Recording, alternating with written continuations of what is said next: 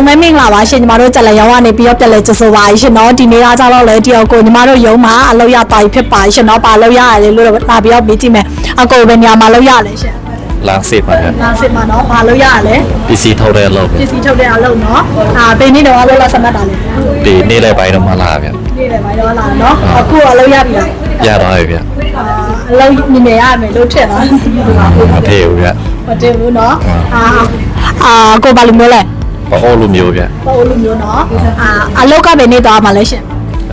မနေ့ဖြတ်ဗျ မနေ့ပြန်သွားတော့မှာเนาะအလုပ်လုပ်ချင်တယ်လို့နည်းနည်းလေးပြောပေးပါလားရှင်ဒီအကိုတွေမတွေတကယ်တော့အလုပ်လို့ရှိလို့ရှိရင်ဒီ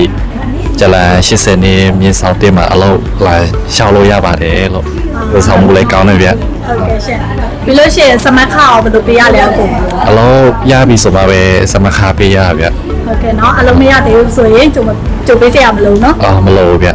ဟုတ်ကဲ့ရှင်เนาะကဲအားလုံးလို့စင်တဲ့တူရှိလို့ရှိမှာเนาะရုံးမှာလာစမတ်လို့ရတယ်ညီမတို့ရုံးမှာကတော့အလုံးရမှာဝန်ဆောင်က1000ပေးရမှာဖြစ်ပါရှင်เนาะအလုံးမရသေးဘူးဆိုရင်ကြိုပေးစရာမလိုဘူးဒါပေမဲ့ပေါ့เนาะရုံးမှာလာလို့ရှင်เนาะကိုဝေးဆက်ခါ60တော့ရှိပါလိမ့်မယ်เนาะယောက်ျားလေးဖြစ်ဖြစ်မိန်းကလေးဖြစ်ဖြစ်အလုံးလို့စင်နေဆိုရင်เนาะရုံးမှာလာစမတ်လို့ရတယ်ရုံးကကြတော့ပေးရမရှိဘူးเนาะမနေ့7:00နာရီခွဲကနေည6:00နာရီဖြစ်ပတ်မှာရှင်เนาะကဲဒီနေ့ကတော့တာပါတော့မယ်ရှင်เนาะအကိုကလုံးစင်ပြပါစေရှင်เนาะကိုเนาะ